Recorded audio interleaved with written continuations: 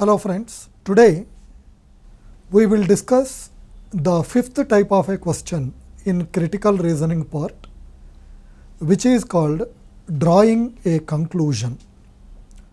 What is drawing a conclusion?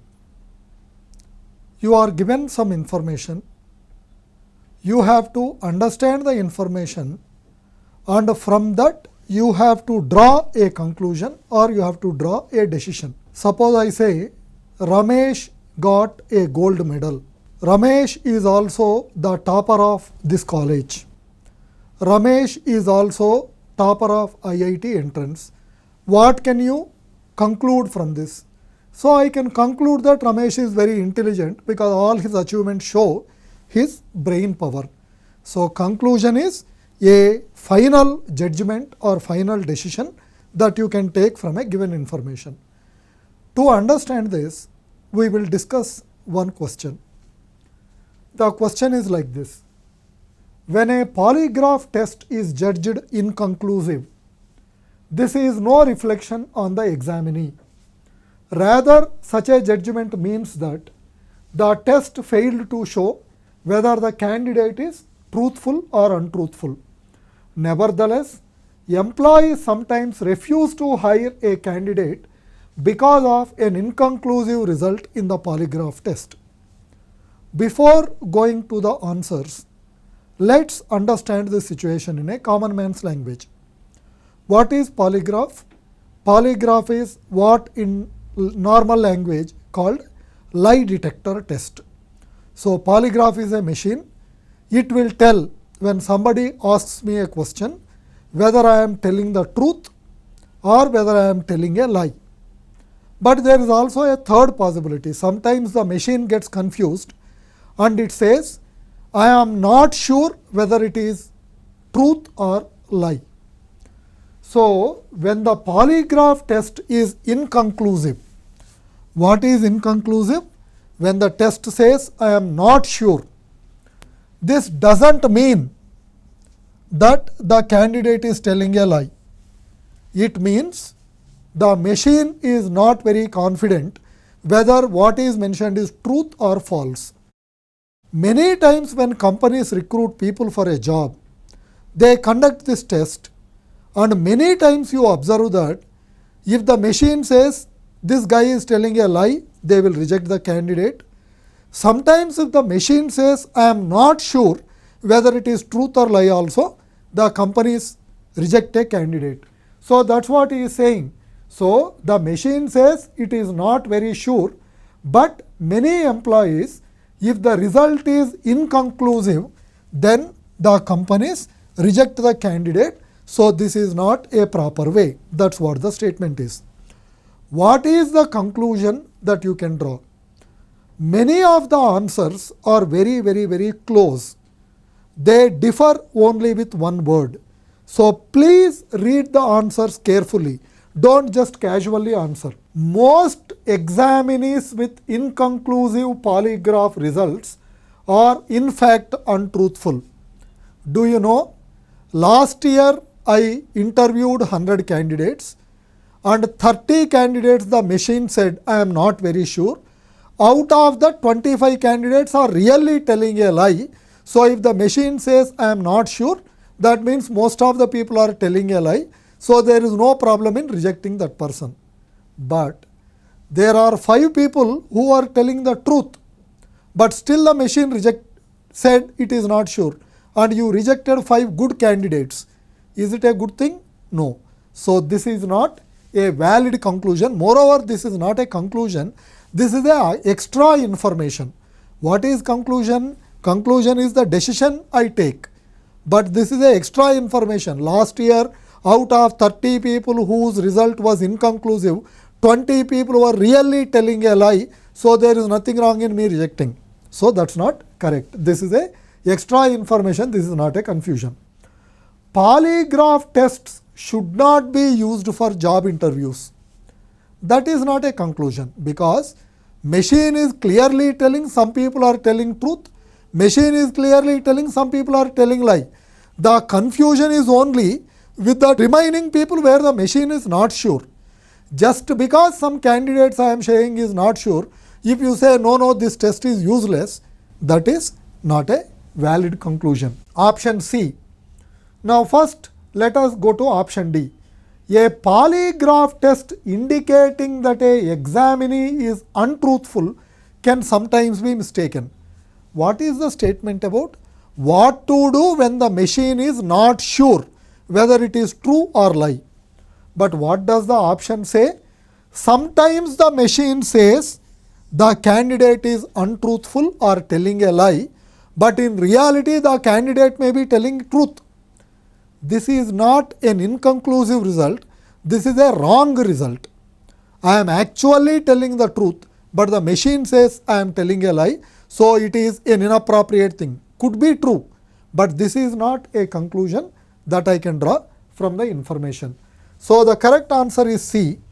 An inconclusive polygraph test result is sometimes unfairly held against the applicant.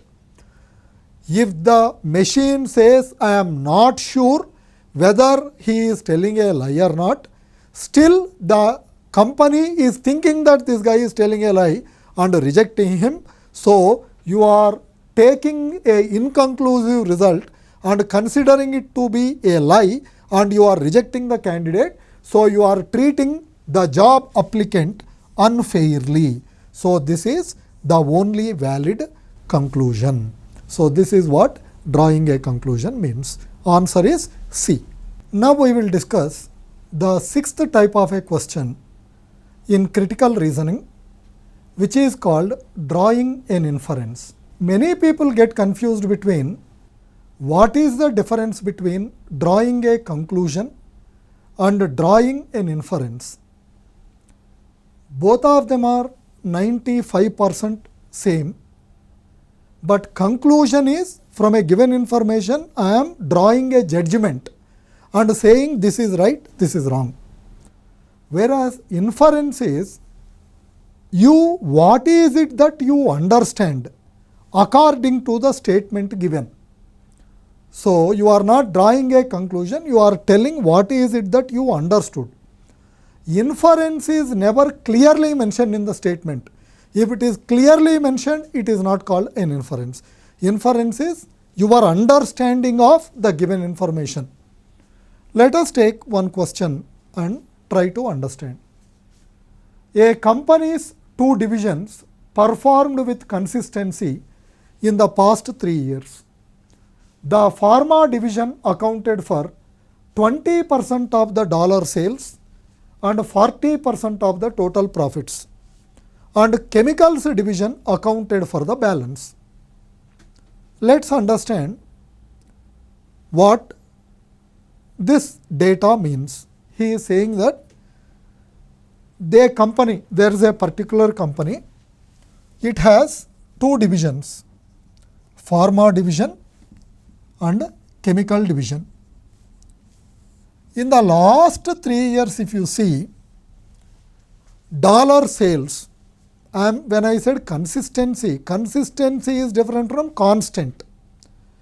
If I say the revenues remained constant, last year I got $100,000 revenue, this year I got $100,000 revenue, next year also I got 100,000, that is constant. But consistency means it is the way how the two divisions performed is more or less the same, but the revenues might have increased or decreased. Here he is saying the dollar sales or the revenues of the company, pharma division is 20% of the revenues, whereas chemicals division is balance, 80% of the revenues. But if I take per dollar profit, pharma division accounted for 40% of the per dollar profit and chemicals division accounted for 60%. That means what? Here on 20% revenue I got 40% profit, on 80% revenue I got 60% profit. That means what? Here the percentage of profit as a revenue is more, whereas there the percent of profit as revenue is less. Now let us go to the inference. Option A, total dollar sales for both the divisions are roughly constant. Now, did I say the 3 years the performance of the two divisions is consistent? But did I say the dollar sales are constant? That means last year I made $100,000, this year I made 100,000. That is not I have said. I only said consistent. So this is not a correct inference. Option B, pharma division faced more competition in markets than chemicals division. Now there I said pharma division, on 20% of the revenue I got 40% of the profits. In chemicals division on 80% of the revenue I got 60% of the profits. But option B is saying reason why pharma division got more profits. Pharma division faced more competition in markets than chemicals division. If pharma division made more competition, then its profit should have become lesser, because when the competition is more, the profits will be less. You are saying more competition because the sales out of the total company's sales are only 20%. But last year also it was 20% only. Year before that also it was 20% only. Maybe that's a smaller division. But so here it faced more competition is not a valid inference, because if there was more competition, the profit should have come lesser. But profits are more. So that's not a correct answer. Option D, product mix of both the divisions remained constant. The data never talked about product mix and what type of products I am selling or not selling. So it is a irrelevant and unmentioned data. So the correct answer is option C. Chemicals division got lower profit per dollar of sales than pharma division. Yes, because here if I take total sales are X and total profits are Y. If I say total revenues of the company, let us say, is X, then the pharma division revenues are 0.2x, chemicals division revenues are 0.8x.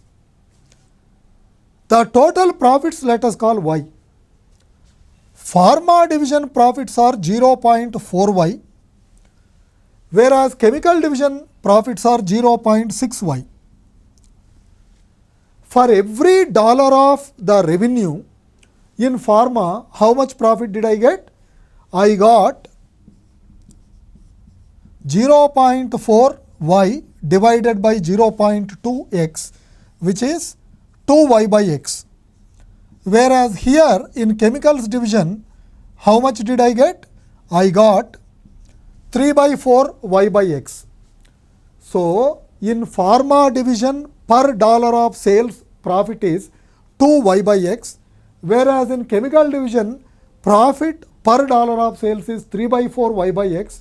So chemicals division got lower per dollar profit per dollar of sales. So option C is a correct inference, something that can be correctly understood. So the correct answer is option C. Let us discuss the seventh type of a question in critical reasoning, which is identifying the main point or the central theme of an argument. In any argument, I may give various types of information. I ask you what is the main theme. Suppose I am giving a speech about Mahatma Gandhi. I say Mahatma Gandhi was born in a place called Porbandar. His mother's name was Putlibai. Father's name was Kanu Gandhi. He went to South Africa to do law. He was thrown out of a train, etc., etc. I give a 1 hour speech. But in the middle, I may also say Mahatma Gandhi used to eat 2 bananas and 1 chapati every day. Now, what is the main idea of the passage? Main idea of the passage is how Mahatma Gandhi brought freedom to India, or the life of Mahatma Gandhi. If you just look at that one point, come and say, sir, but you also said Mahatma Gandhi used to eat 2 chapatis and 1 banana. So why not Mahatma Gandhi's food habits is the main point? No.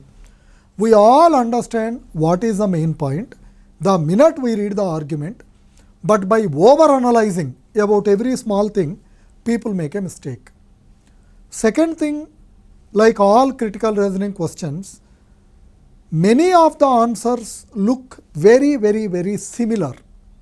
In that case, you have to clearly read the options, try to differentiate what is the difference between those options and understand what is the correct option. Let us take this argument. When young students first see modernist abstract painting, they get confused by the seemingly meaningless squiggles.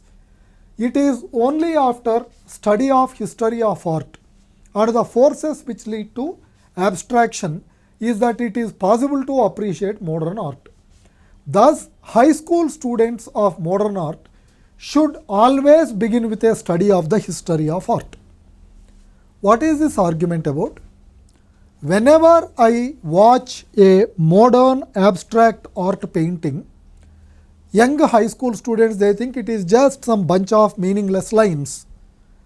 But if you study the history of art and how this abstraction techniques came, then you can understand that art much better. So if you want to understand modern abstract art, first you should study history of art.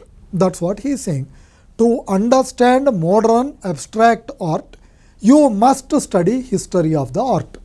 So what's the main point? To understand history of art, it is necessary to study modern art. He is doing reverse. To understand mechanical engineering, first you have to know physics. But here he says, to understand physics, first you have to know mechanical engineering. That's not what I said. I said to understand modern art, you have to study history of art. But here it is reverse. To understand history of art, it is necessary to study modern art. It is wrong because it's a reverse, this thing, words are reversed. Option B, young students are unable to fully appreciate the complexities of modern art. Young students cannot understand modern art. To understand mechanical engineering, first if you study physics, you can understand mechanical engineering better. No, nowadays young students cannot understand mechanical engineering. Is that the main point? I am not saying they cannot understand. I am saying if you study this, this will become better understood. But here he is saying, no, it's useless because people cannot understand. So this is wrong. An understanding of history of art is essential to understand modern art. Correct. An understanding of abstract art, students must first study history of art. This is also correct. Because both option C and D are saying to understand modern art, you have to understand history of art. Both are talking about the same thing. Then how to pick the correct answer? I said, please read the argument and the options very carefully. Here I clearly said modernist abstract art. In option C, he only said modern art. In modern art, there can be many types of modern art. Option D is clearly saying abstract art. To understand abstract art, the argument is about understanding abstract art, which is part of modern art. Option C talks about modern art. Option D talks clearly about abstract art. So option D is a precise and exactly correct answer than option C. Option C is not wrong, but option D is 100% precise because he clearly used that word called abstract. So option D is the main point. Thus the correct answer is option D.